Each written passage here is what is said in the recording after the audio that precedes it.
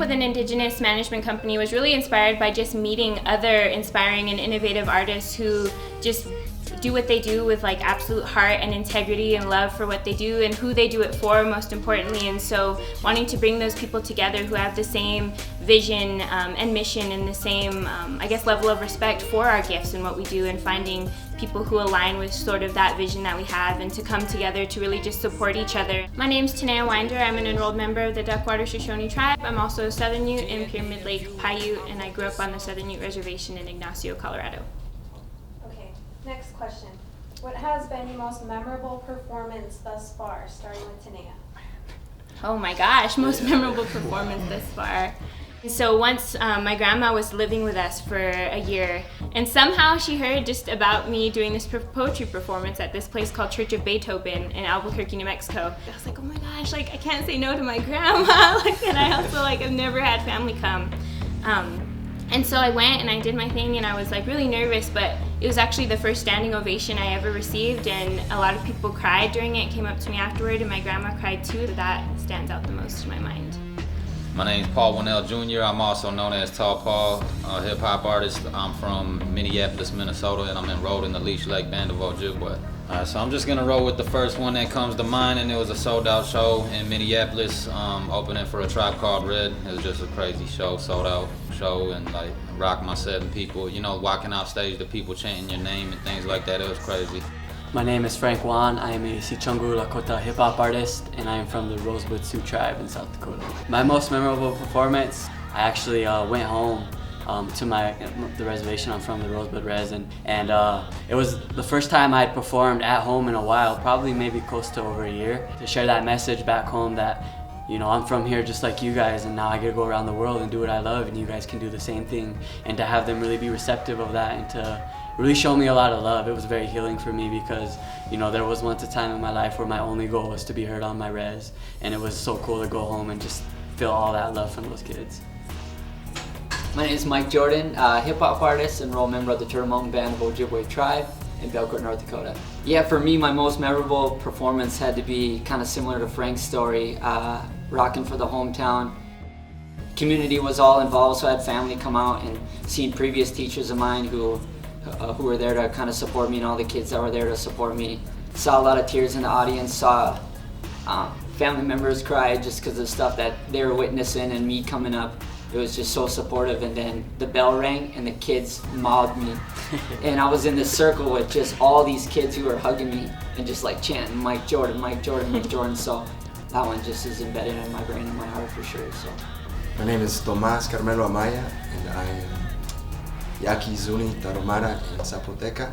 I don't perform as much as all the talent around me, but there was one in particular. It was in 2010, and I was in AZ at the time, and so it was in the middle of downtown Phoenix, pretty much where the Capitol's at, and there was a crowd of thousands of people, and I was able to perform a couple of songs. What experiences do you each bring to Dream Warriors management?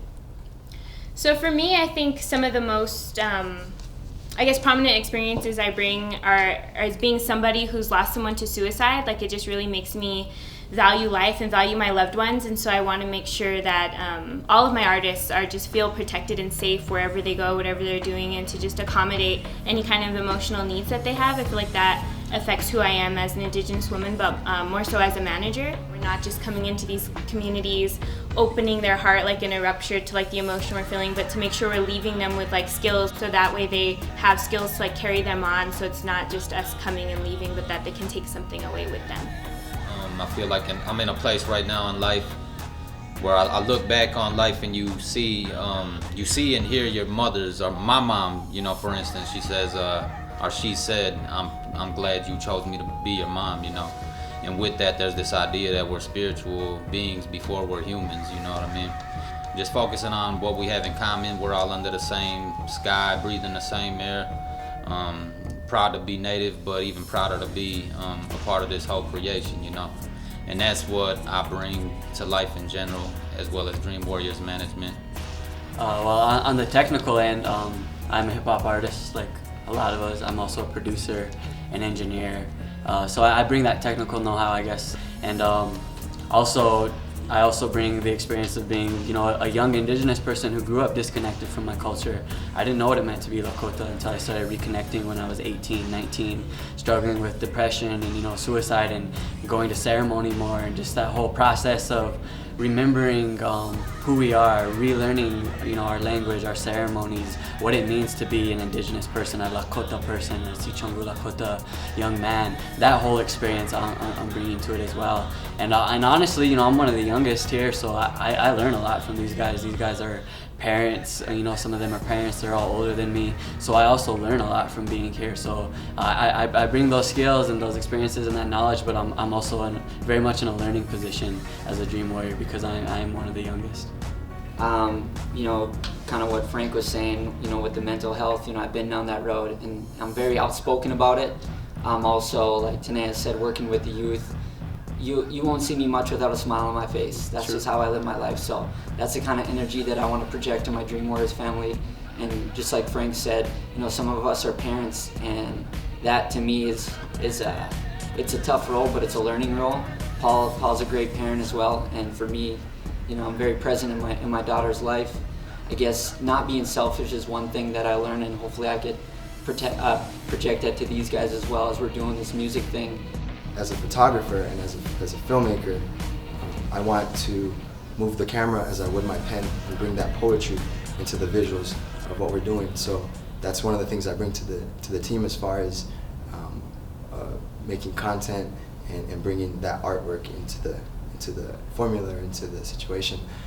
But as far as my indigeneity, I come from the Southwest and I'm near the border, and just repping for that community, and also just having Mexican people embrace their indigeneity more instead of feeling like it's some kind of a shameful thing. It's a beautiful thing. There's an eagle on the Mexican flag. There's cactus on the Mexican flag. It's a beautiful thing, and it's something that we should all celebrate. Just one more question. If we have a few more minutes, I'll throw another question in there. Okay, so all of you guys were chosen to be featured in our Changemakers issue. In your own words, why are you a change maker? Starting with Tanaya. Dang it, what do I have to keep starting? Ladies first. Why am I a change maker? Why am I a change maker? Why? Why am I a change maker? I think that just comes back down to like the saying of, if not you, then who? If not now, then when? So each of us has the ability to be a change maker, to create something where there's nothing. Like each of us has, hands physically, but also metaphorically, to build a better world, to make it more beautiful. And for me, I think everybody has that power. Everybody has a gift. Everybody has a purpose. And sometimes it takes people longer to find that than others. But once you've found it, like, you owe it to like the creator, you owe it to yourself, and you owe it to the gift to continue giving back. And I don't even think of it as making change. It just feels like something necessary that I feel like I'm supposed to do, that hopefully empowers other people to also want to create change. So my biggest change what I had to make within myself was getting sober and getting in touch with my spirituality. Got myself into a lot of trouble, making poor choices. Fortunately, still graduated high school, got into college, graduated college. So I think that's what makes me a change maker, is I took my negative experiences and mistakes and used them to learn from them. And and I just do my best, but by no means am I some saint or some perfect person. I still make mistakes. I don't try to act like I'm perfect, and I actually let it be known that I'm not perfect. Like, I'm not shy to let people know that I'm not no superhero or nothing.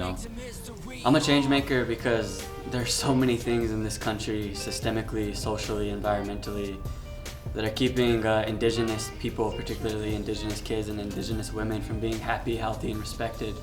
And it's not easy being indigenous in a country that's built on your genocide. We all know that through our life past and all of our struggles and the things we had to face growing up. So I'm a change maker because I hope to see a day when my nieces and nephews and my one-day children don't have to face the same struggles we had to face growing up. Not only just trying to be artists, but just trying to be indigenous. Just trying to be who you are, just trying to be proud of who you are and where you're from. Why am I a change maker? That's a question that I've been asking myself since I started doing music and working with our youth. I keep asking myself, why me? Because for a while I didn't have that validation kind of growing up. But now I'm doing the thing. The only way that I know how to answer that, to be real, is I just am. It's just how I live my life, and things just keep happening to me in my life because I'm giving, and now I'm getting and getting more. I just signed an agreement and became a turnaround artist. You know, why? I don't know why. I just am. Oh, do you guys have any upcoming performances, tours, events, projects? A lot. Anything, everything. Should I talk about Yeah, my go ahead, album? yeah. Alright, so I have a ton of shows coming up. I'm booked up through the rest of the year actually, starting to book into 2017, so too many for me to even remember. Actually, Tanaya's my manager, so she knows more about my schedule than I do. But I'm really excited about an album I'm working on right now, my first ever solo album, full album. It's called Tokia, which is the Lakota word for firstborn, first creation, you know, the first. This is my first album, and it's been 27 years in the making, you know, so I'm really excited about it. And you can find out about my music, my upcoming shows, you know, my residencies through my website, frankwaln.com, and through my Facebook, Twitter, Instagram. I'm very active on social media, and all my music's out on iTunes and Spotify and YouTube and SoundCloud and all that. Off the top of my head, it's kind of hard to remember all the shows you got coming up and stuff, but I know I'll be doing a show near Chicago with Tanaya in November, as well as Block Party in St. Paul, and yeah, I'm sure there's some other things I'm forgetting. But for what I have out now, you can find it on Apple Music, iTunes, SoundCloud, Bandcamp.com. And social media, everything's at TallPaul612 or /TallPaul612. And I'm on all of them pretty much, you know, Facebook, Twitter, Snapchat, Instagram, all of them. Just, you can find me there. Me? Mm-hmm. We'll be here all day with your schedule. I know, that's why I was like, I'll go last just sometimes. Yeah, so you know, I got some shows here and there, but I'm really trying to focus on my segue, which is going to be primarily working on hip-hop writing workshops all across Indian country. So I'm putting together some content for that, and I'll be doing that. Working on music as much as I can. Being a father and having a little girl is pretty tough, but I've been finding ways to keep creating, keep writing, working on a new song actually for her, and I'm going to be shooting a video for that. And as far as my music, I'm you know, like these guys, I'm kind of all over. You can find me on Facebook, Twitter, Instagram. Everything's at Mike Jordan Music, MIC Jordan Music. So yeah. I just released, it was a mini documentary that I worked on with a friend, Mohammed JD, and so just working on that project. We just released it, and check it out if you can. It's called No Place Like Hope, and you can look that up. On social media, I'm Tomas Karmelo, or Instagram at Tomas Karmelo.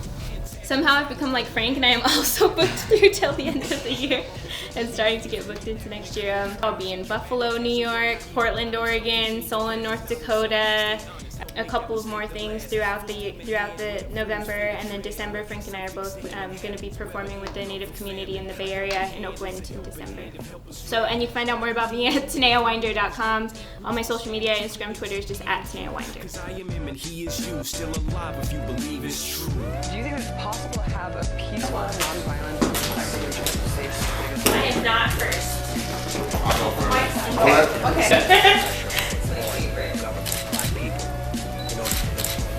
Don't have anything around my neck. Wait. You want anything special? Yes. Alright, you should do like, So this is that was going to cool, be our but Facebook cover photo. the Denver special. He's crazy. He's got like a GQ look, like I know, right? Yeah, that's all I got. That's all I got. Yeah, like a family. Yeah, you could be closer. Yeah, I was going. Think and make that be the one thing that's associated with Americans. That's the catalyst that we need in order to create the change that we want.